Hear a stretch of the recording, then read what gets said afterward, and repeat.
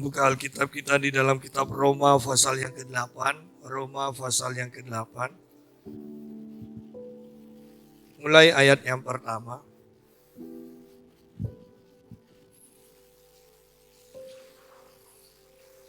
Hidup oleh roh. Demikianlah sekarang tidak ada penghukuman bagi mereka yang ada di dalam Kristus Yesus. Roh yang memberi hidup telah memerdekakan kamu dalam Kristus dari hukum dosa dan hukum maut. Sebab apa yang tidak mungkin dilakukan hukum Taurat, karena tak berdaya oleh daging, telah dilakukan oleh Allah. Dengan jalan mengutus anaknya sendiri dalam daging yang serupa dengan daging yang dikuasai dosa karena dosa. Ia telah menjatuhkan hukuman atas dosa di dalam daging, supaya tuntutan hukum Taurat digenapi di dalam kita yang tidak hidup menurut daging tetapi menurut roh. Sebab mereka yang hidup menurut daging memikirkan hal-hal yang dari daging. Mereka yang hidup menurut roh memikirkan hal-hal yang dari roh. Karena keinginan daging adalah maut, tetapi keinginan roh adalah hidup dan damai sejahtera. Sebab keinginan daging adalah perseteruan terhadap Allah, karena ia tidak takluk kepada hukum Allah. Hal ini memang tidak mungkin baginya. Mereka yang hidup dalam daging tidak mungkin berkenan kepada Allah. Tetapi kamu tidak hidup dalam daging, melainkan dalam roh. Jika memang roh Allah diam di dalam kamu, tetapi jika orang tidak memiliki roh Kristus, ia bukan milik Kristus. Kita berhenti sampai sini dulu. Judulnya sederhana, hidup oleh roh. Tetapi ini adalah perjalanan yang panjang sekali untuk kita bisa hidup di dalam roh. Dikatakan demikianlah sekarang tidak ada penghukuman bagi mereka yang ada di dalam Kristus Yesus. Nah, ayat ini sungguh sangat memberkati, membuat kita senang. Sayangnya, di dalam bahasa Indonesia, terjemah Alkitab ini, ayat ini berhenti sampai di sini. Padahal sebenarnya terjemahan yang benar itu masih ada lanjutannya. Lanjutannya ini, yang tidak berjalan menurut daging tetapi menurut roh. Itu lanjutannya kalau mau lengkap. Sehingga kita tahu bahwa untuk tidak hidup di dalam penghukuman atau bukti kita hidup di dalam Kristus Yesus, itu ialah tidak berjalan menurut daging, tetapi menurut roh.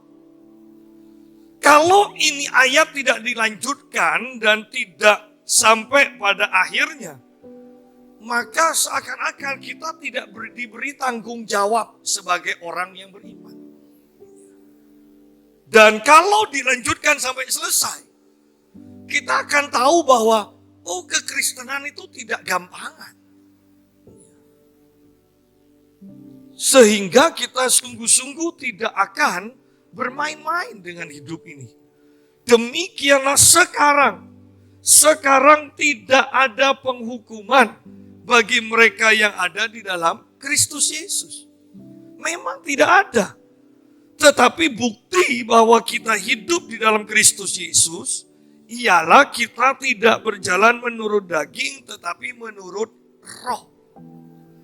Nah, buktinya ini loh yang kebanyakan di dalam kekristenan itu tidak ada. Kita hanya selalu mengatakan sudah dalam Kristus aman, tidak ada penghukuman. Loh iya memang di dalam Kristus, tetapi yang jadi masalah apakah kita ini hidup di dalam Kristus atau tidak? Itu loh. Kalau memang hidup kita di dalam Kristus ada bukti, yaitu hidup kita tidak dikuasai daging, tidak dipimpin daging, tetapi dipimpin oleh roh. Pak, bagaimana tahu bahwa kita dipimpin oleh roh? Gampang, firman ini loh petunjuknya. Kalau kita memang sudah selaras dengan firman, maka kita berarti dipimpin oleh roh. Sehingga sampai di sini kita akan kaget. Oh iya, ternyata selama ini aku belum hidup di dalam Kristus.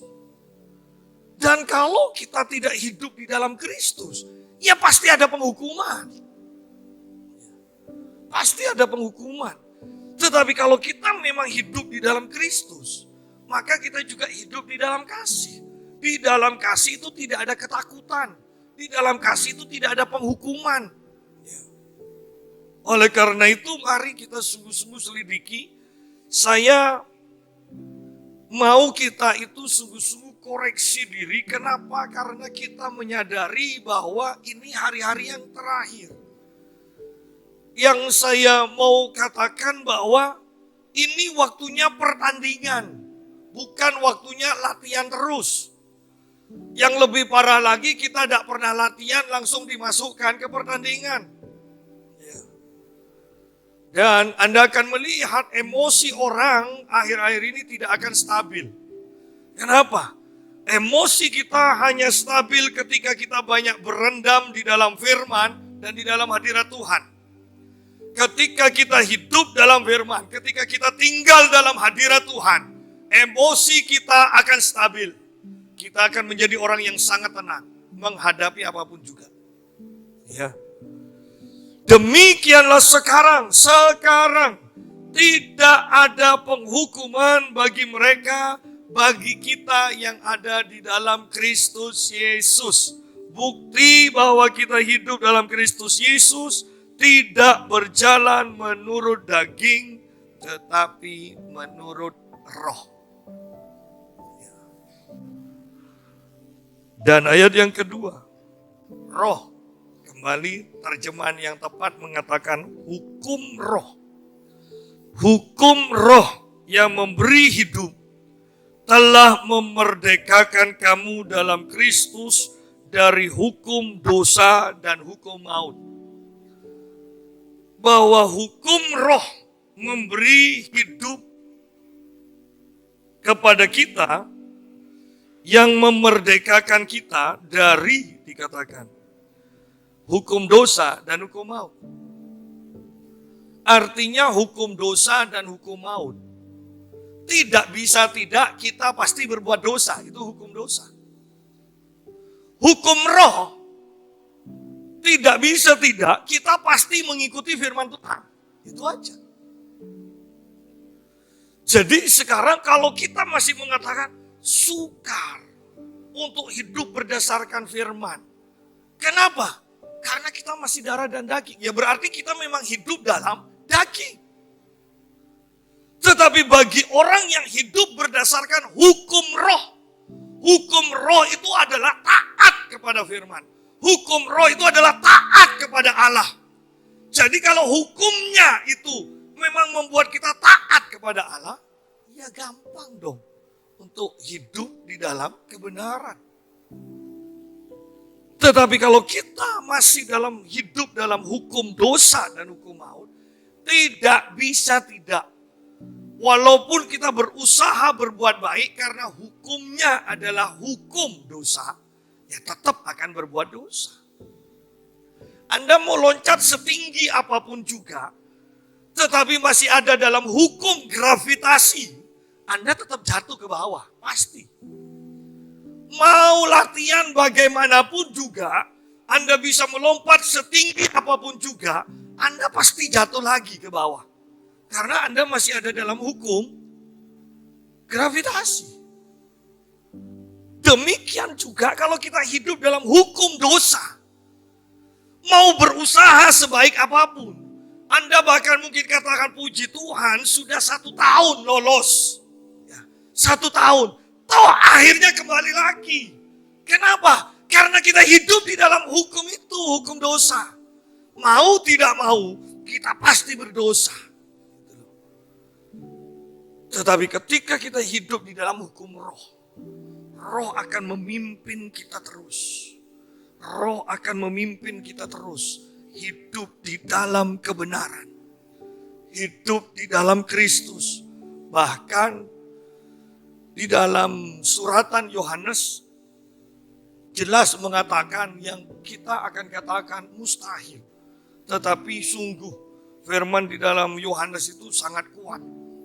Dikatakan kita harus yang percaya Tuhan wajib hidup sama seperti Kristus hidup di muka bumi ini loh. Loh, Anda bisa bayangkan, itu loh yang Yohanes katakan. Kalau firman Tuhan melalui Yohanes ini disampaikan, berarti kita bisa melakukannya. Karena kalau ini tidak mungkin dikerjakan, maka Tuhan adalah pembohong. Karena itu Tuhan sendiri yang berfirman. Jadi ini targetnya. Ini targetnya, hukum roh. Biarlah kita selalu berdoa dan menyadari bahwa kita ini hidup di dalam hukum roh. Jangan selalu mengatakan, ya namanya manusia masih terdiri dari darah dan daging. Wajar hidup dalam kedagingan. Tidak alkitabiah. Paulus bahkan dengan beraninya mengatakan kepada Timotius, yang dari awal dikatakan jangan takut Timotius. Jangan takut, jangan bimbang walaupun kamu muda. Berarti Timotius itu selalu khawatir. Kenapa? Yang dipimpinnya orang-orang yang lebih dewasa. Tetapi itu pun Paulus katakan, hai manusia Allah. Loh, orang seperti Timotius saja Paulus panggil, hai manusia Allah. Bertandinglah dalam pertandingan iman yang benar. Hai manusia Allah. Paulus ingin Timotius menyadari bahwa dia adalah manusia Allah. Bahwa Allah ada di dalam dia. Bahwa dia bekerja, dia hidup karena kuasa Allah. Bukan karena kekuatannya sendiri. Ketika kita menyadari bahwa Tuhan ada di dalam kita. Tuhan mengerjakan di dalam kita. Ada ayat yang mengatakan apa yang kami lakukan itu Tuhan yang mengerjakan. Anda akan bingung dengan ayat ini. Coba Anda perhatikan. Apa yang kami lakukan, Tuhanlah yang mengerjakannya. Lu kan bingung kan?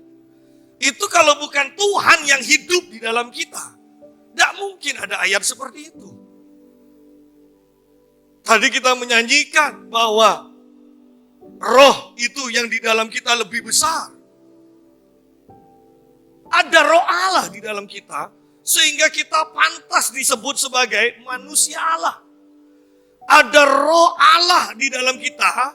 Sehingga kita pantas meyakini kita bisa hidup di dalam hukum roh. Sehingga kita tidak selalu ketakutan lagi. Karena di ayat yang ke-15 nanti kita akan bahas. Bahwa kita itu adalah orang-orang yang berhak memanggil Aba, Bapa. Tidak dikuasai roh hamba, roh ketakutan. Karena ketika kita hidup dalam roh hamba, roh ketakutan, roh hamba. Besok makan apa ya? Hamba. Bahkan ketika kita mempunyai roh hamba, saya mau katakan. Anda punya sebanyak apapun itu pasti habis.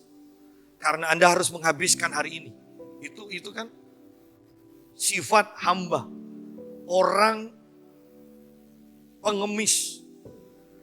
Anda perhatikan kalau pengemis dikasih makanan yang banyak. Yang bermacam-macam yang enak. Pasti pikirannya, aku harus habiskan ini. Sebanyak apapun harus habiskan. Kenapa? Besok tidak ada lagi.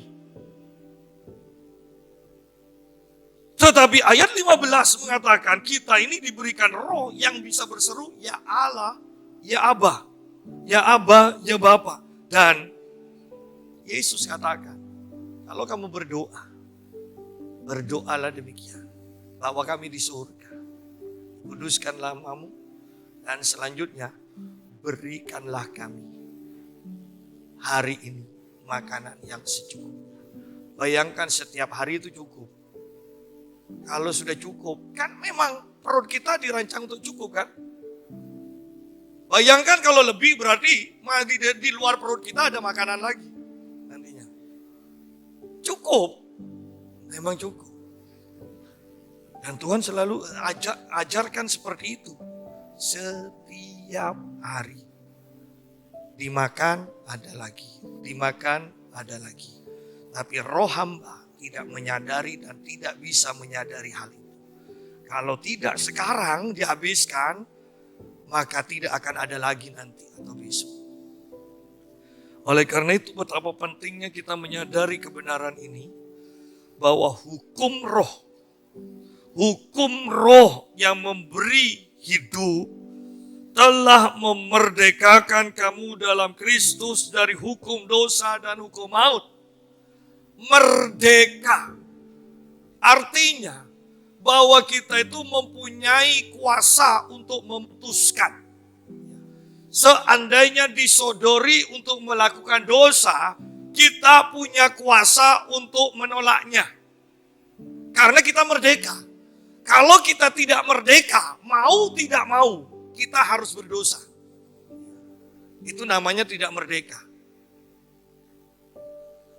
Kalau kita tidak merdeka, disodori dosa, mau atau tidak mau, kita pasti berbuat dosa.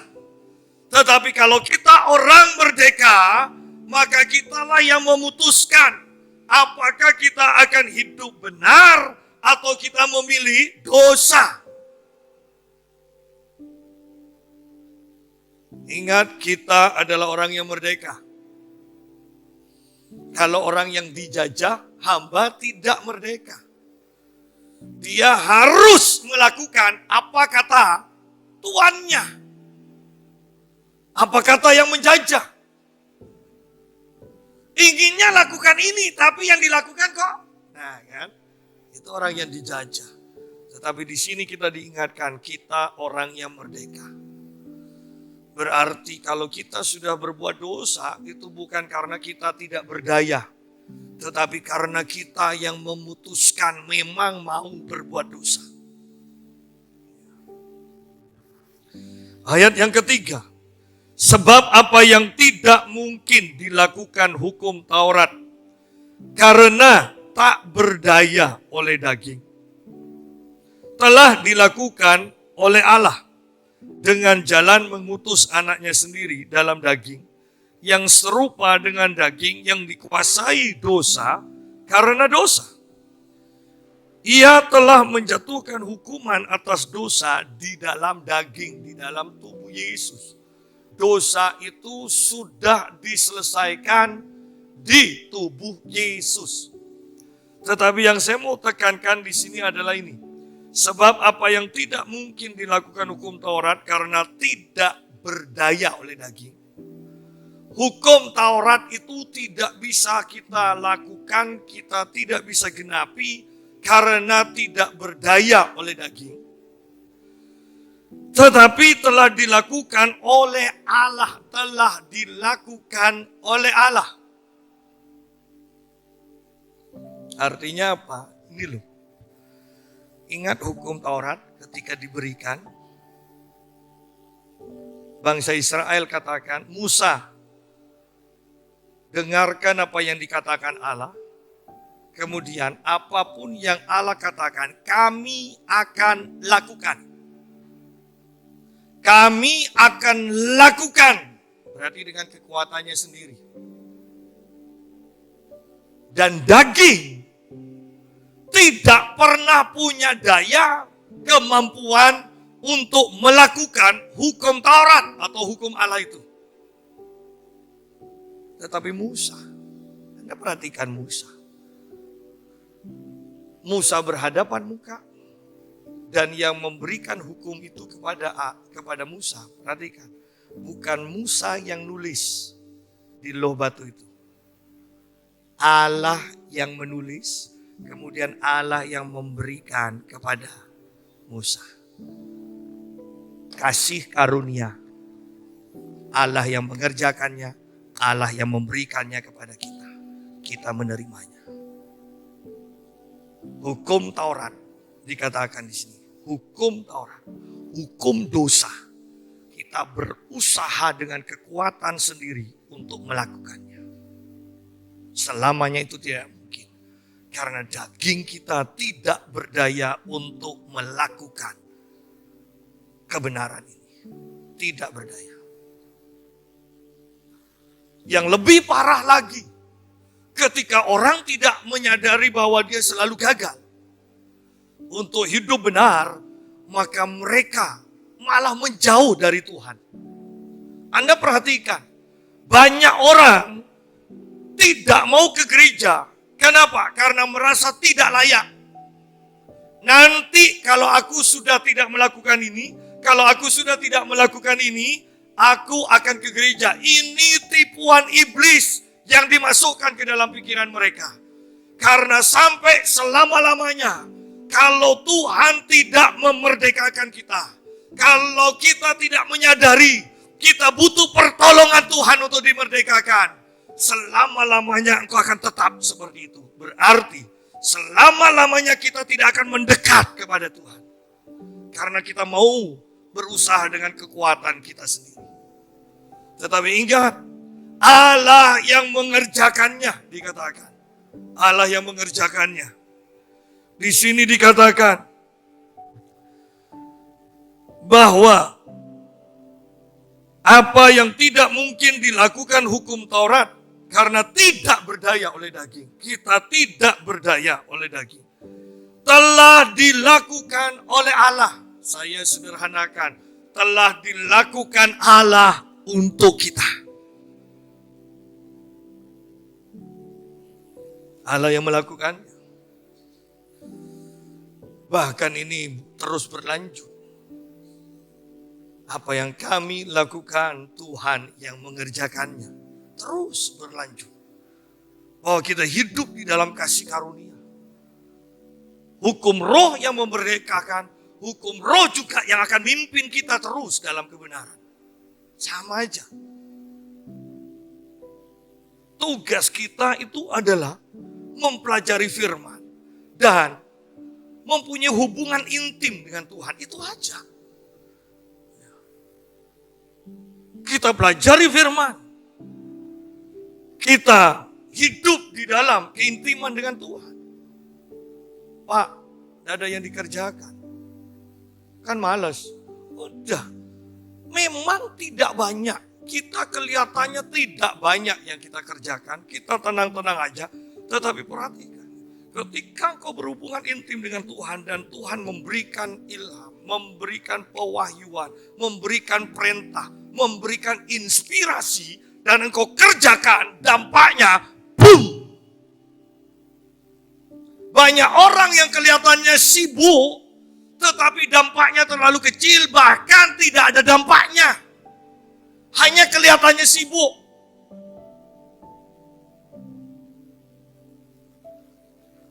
Mari kita sungguh-sungguh harus menyadari bahwa kita sungguh-sungguh butuh Tuhan. Yang paling utama adalah hidup dalam keintiman dengan Tuhan. Yang paling utama adalah hidup dalam keintiman dengan Tuhan.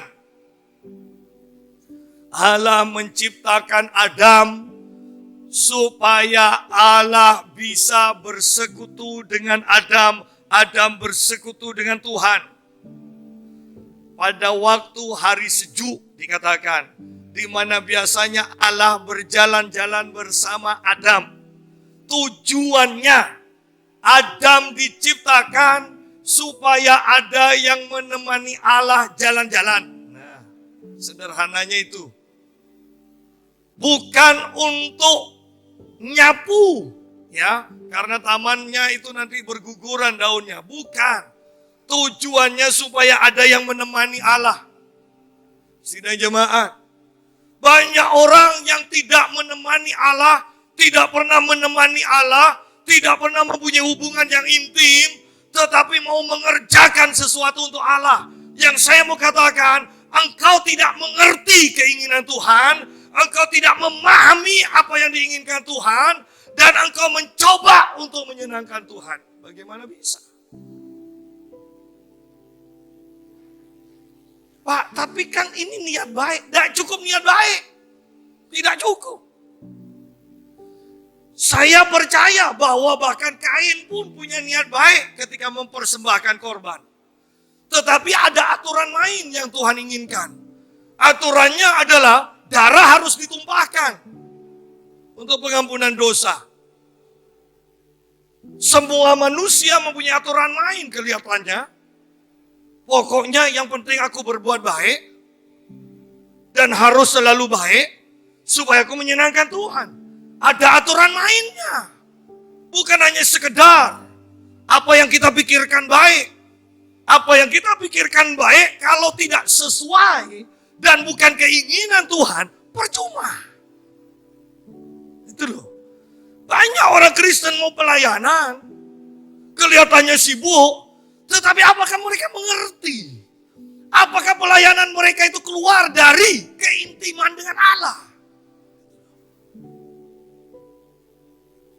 Sidang jemaah. Saya kemarin mendengar di YouTube ada seorang hamba Tuhan yang menyampaikan firman dan saya katakan pada istri saya, orang ini kok nyampaikan firman sih? Orang dia sendiri tidak tahu. Dia nyampaikan firman begini, kita sebagai orang percaya harus tahu tujuan Tuhan. Ya, kita harus tahu tujuan Tuhan.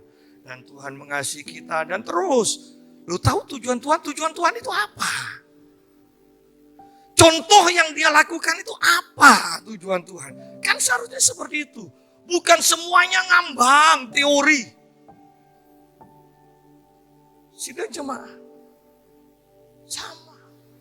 Tujuan Tuhan untuk masing-masing pribadi secara khusus itu tidak sama. Itu hanya bisa ditemukan ketika kita menjalin hubungan intim dengan Tuhan. Nanti Tuhan akan bicara. Kalau tidak, nanti kita semua seragam. Yuk bakti sosial ya, semuanya bakti sosial. Lalu saya mau katakan, ada orang yang memang semangat untuk bakti sosial. Ada orang yang inginnya itu diam-diam. Ada orang yang inginnya nulis, kemudian buat buku yang memberkati orang lain. Tidak boleh kemudian yang buat buku, orang itu hanya bakti sosial toh. Seharusnya kan nulis buku supaya dampaknya bisa ke luar negeri. Atau kemudian yang bakti sosial, katanya kasih tapi kok tidak memberi. Perhatikan. Semua pelayanan kita asalnya dari Tuhan. Dan Tuhan yang mengerjakan melalui kita. Dan Tuhan yang akan menghargai kita. Karena ketaatan kita. Bukan karena sama. Sudah jemaah. Karena kita ini berbicara tentang dipimpin oleh Roh. Ayo kita lihat. Ayat yang keempat tadi dikatakan tentang hukuman atas dosa di dalam daging yang sudah dilakukan, supaya tuntutan hukum Taurat digenapi di dalam kita, yang tidak hidup menurut daging tetapi menurut roh. Bahwa hanya orang yang hidup menurut roh yang mampu melakukan hukum Taurat itu.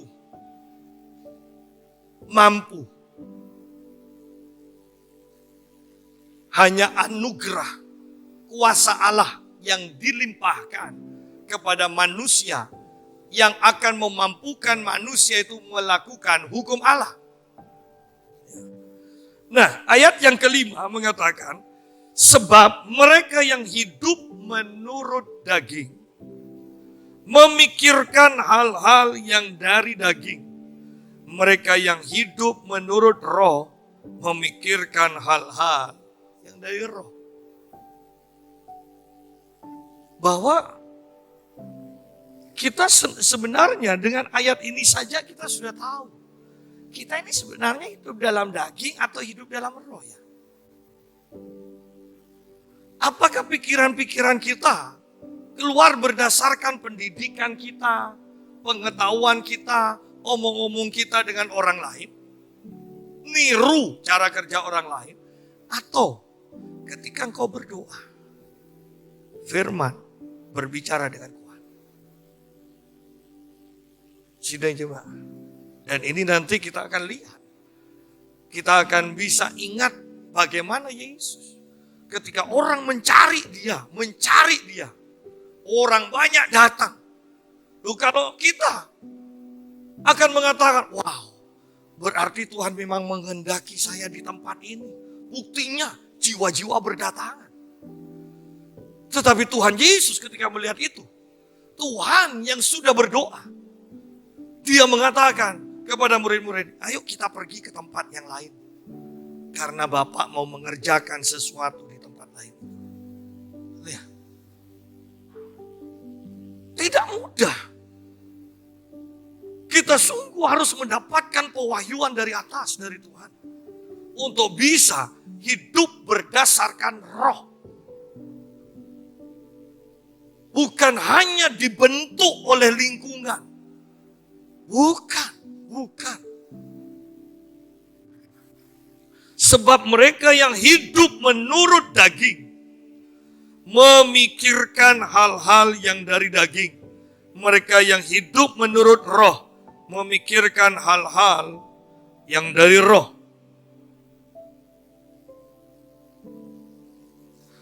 Karena keinginan daging, terjemahan yang lebih tepat mengatakan pikiran daging adalah maut, tetapi pikiran roh adalah hidup dan damai sejahtera. Terjemahan lain mengatakan, karena pola pikir daging adalah maut, tetapi pola pikir roh adalah hidup dan damai sejahtera. Yesus mengatakan, perkataanku adalah roh dan kehidupan. Berarti untuk hidup di dalam roh, kita harus mengandalkan akan firman, akan perkataan Kristus. Karena perkataan Kristus adalah roh dan kehidupan. Di sini jelas dikatakan, tetapi keinginan atau pikiran roh adalah hidup dan damai sejahtera. Sidang jemaah, selamanya kita tidak akan pernah bisa lepas dan melakukan hal yang baik tanpa firman Tuhan. Karena hidup bukan hanya dari roti saja dikatakan, tetapi oleh setiap firman yang keluar dari mulut Allah. Firman yang hidup. Karena pola pikir daging adalah maut. Ketika engkau berpikir seperti yang daging inginkan, engkau akan menuju maut. Pasti menuju maut. Anda mungkin lantas mengatakan, aku sudah lakukan yang benar-benar, tapi kok ada aja yang salah. Tapi kok tetap yang alami gini. Kenapa kok begini? Kenapa? Karena pola pikir daging yang dipakai. Tetapi Pak, kalau pola pikir dari roh, maka kita akan mengalami kehidupan. Ada damai. Dikatakan. Kalau sudah namanya damai, Anda tidak akan peduli orang lain mau mengatakan apa. Hari Kamis yang lalu saya katakan, ada kesaksian batin di dalam kita. Ketika kita melakukan pimpinan roh ini. Ada kesaksian batin bahwa apa yang kita lakukan berkenan kepada Allah. Bukan manusia. Bukan manusia.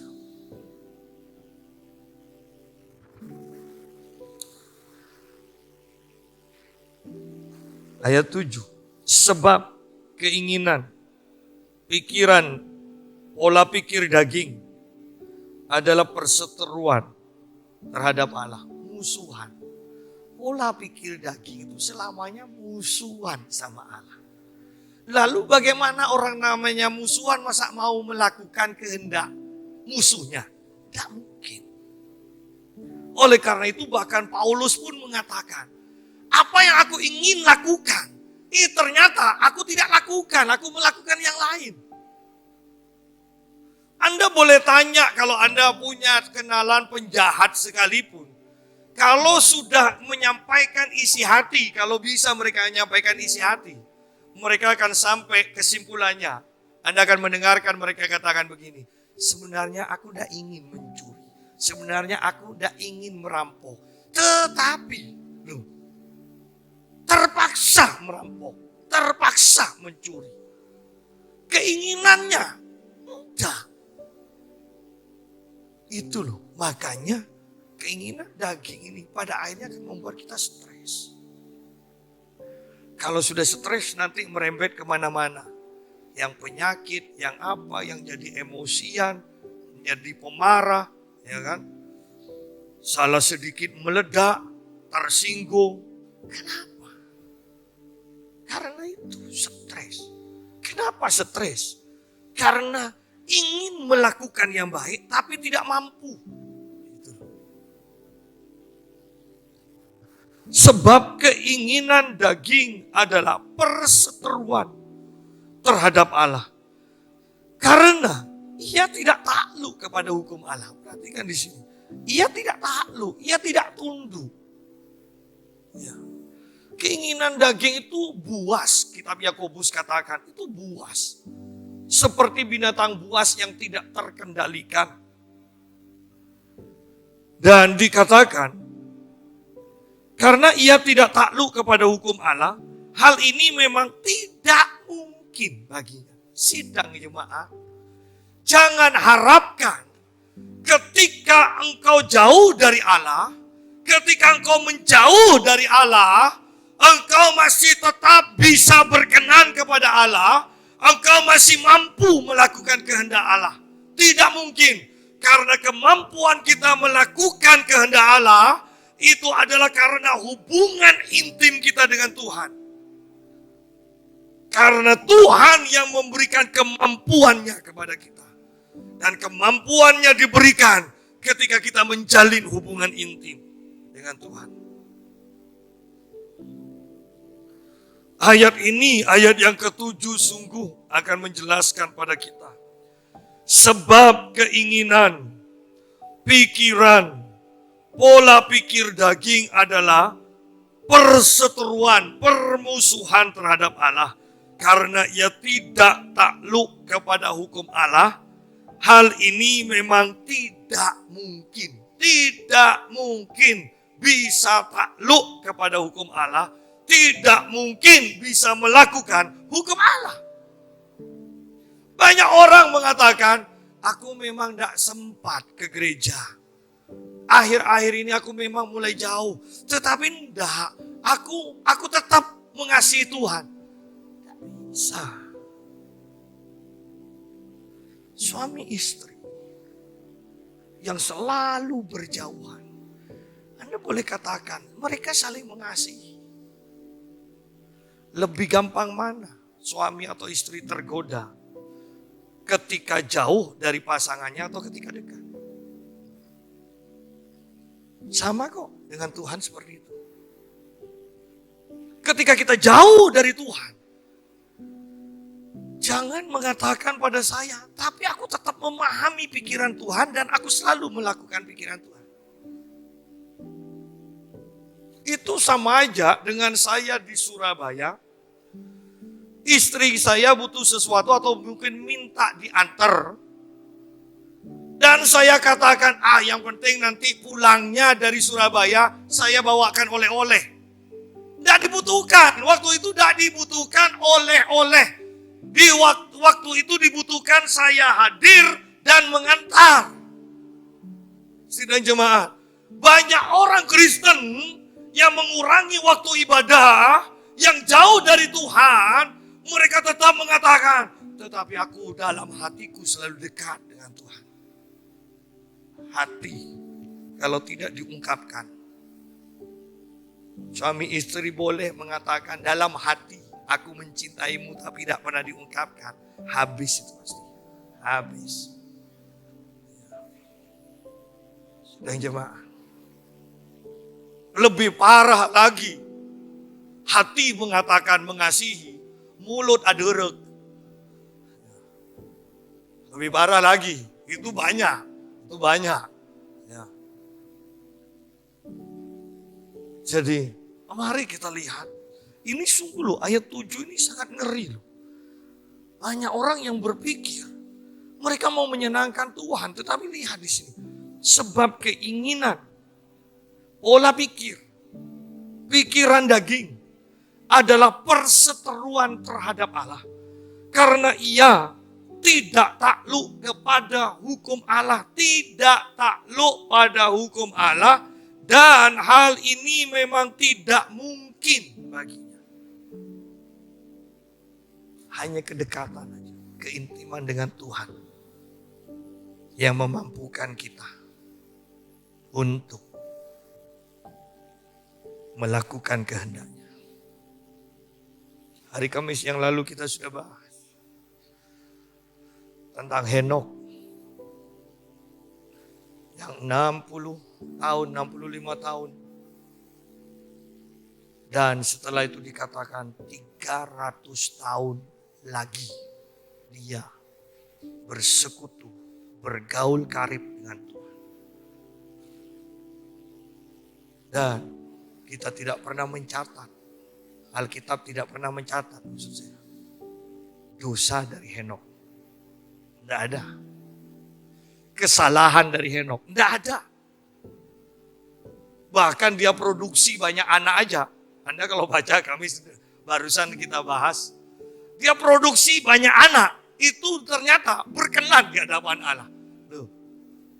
Kita yang buat bakti sosial belum tentu loh berkenan pada Allah.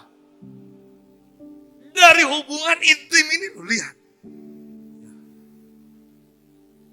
Tanpa sadar, Henokh ternyata melakukan kehendak Allah. Bumi, ya kan? Bumi kan masih sepi. Dan Tuhan sudah berfirman, beranak cuculah. Ya, sampai dalam taraf beranak cucu cicit, ya kan? Henokh lakukan. Dan kemudian 300 tahun lebih Henokh bisa mempertahankan keintimannya dengan Tuhan.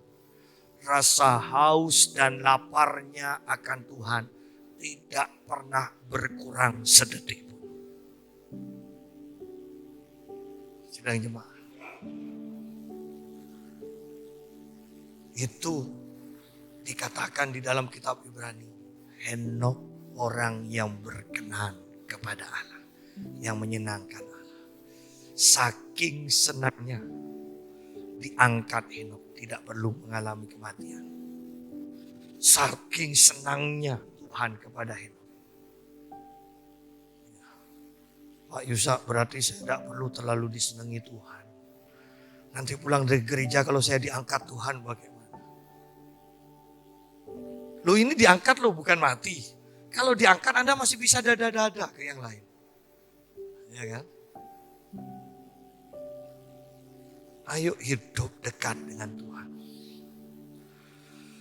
Ayat 8. Mereka yang hidup dalam daging tidak mungkin berkenan kepada Allah. Mereka yang hidup dalam daging tidak mungkin menyenangkan Allah. Terjemahan lain mengatakan tidak mungkin.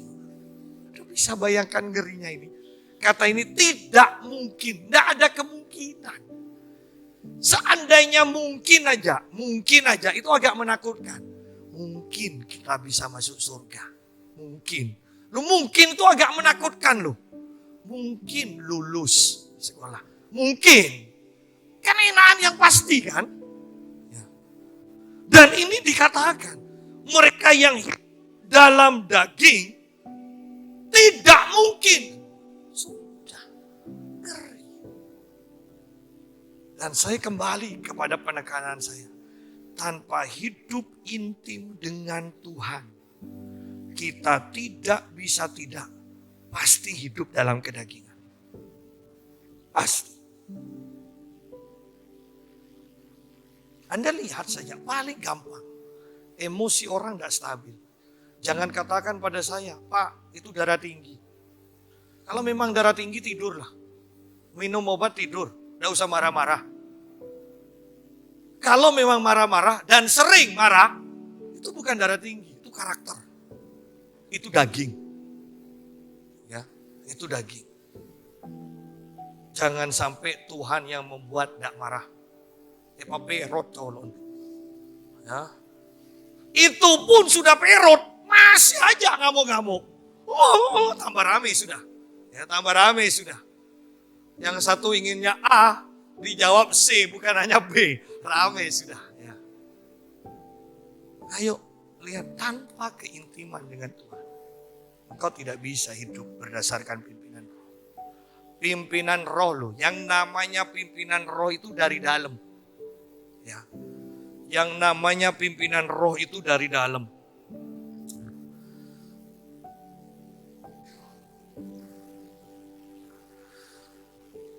Mereka yang hidup dalam daging tidak mungkin berkenan kepada Allah. Tetapi kamu tidak hidup dalam daging. Kita tidak hidup dalam daging, melainkan dalam roh. Jika memang roh Allah diam di dalam kamu. Jika memang roh Allah diam di dalam kamu. Loh, kita ini hidup di dalam roh kalau roh Allah diam di dalam kita. Tanpa roh Allah diam di dalam kita, kita tidak bisa hidup di dalam roh. Nah, yang jadi pertanyaan kembali kan, kalau memang roh Allah diam di dalam kita, kok kita tidak bisa dengarkan suara roh? Padahal itu kan dekat. Roh itu bukan di surga. Roh itu di dalam kita. Roh Kudus sudah di dalam kita. Kan aneh kalau ada orang Kristen yang mengatakan tidak bisa dengar suara roh. Tidak bisa dengar suara. Kan aneh. Atau Anda mungkin katakan, enggak Pak Yusa, enggak aneh. Memang roh Allah ada di dalam dia. Nah itu betul memang. Ya, betul. Dan saya mau katakan bahkan ketika kau mau marah. Atau lebih parahnya lagi, sudah marah. Ini roh yang ada di dalam kita, Roh Kudus ini akan berbicara dengan kuat untuk mengingatkan kita loh. Kalau kita marah dan tidak, Roh Kudus tidak mengingatkan kita, berarti memang tidak ada Roh Kudus. Kalau kita tahu ini waktunya ke gereja tapi tidak ke gereja dan tidak ada roh yang berbicara, memang tidak ada roh di dalam dirinya. Ketika kita melakukan kesalahan dan tidak ada yang bersuara di dalam kita, memang tidak ada roh di dalamnya, itu jelas. Walaupun KTP-nya Kristen, kalau tidak ada roh, maka Anda tidak akan mendengar teguran-teguran dari dalam diri.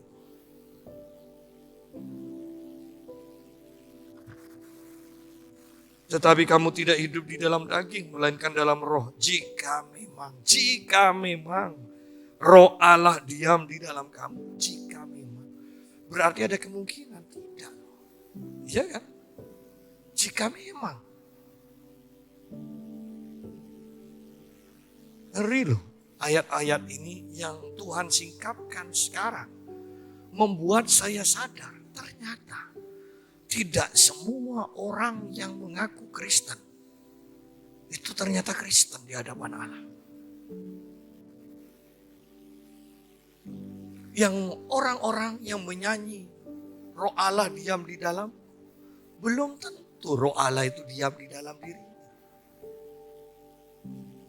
Dan di sini dikatakan, saya jadikan ayat terakhir saja, nanti kita lanjutkan,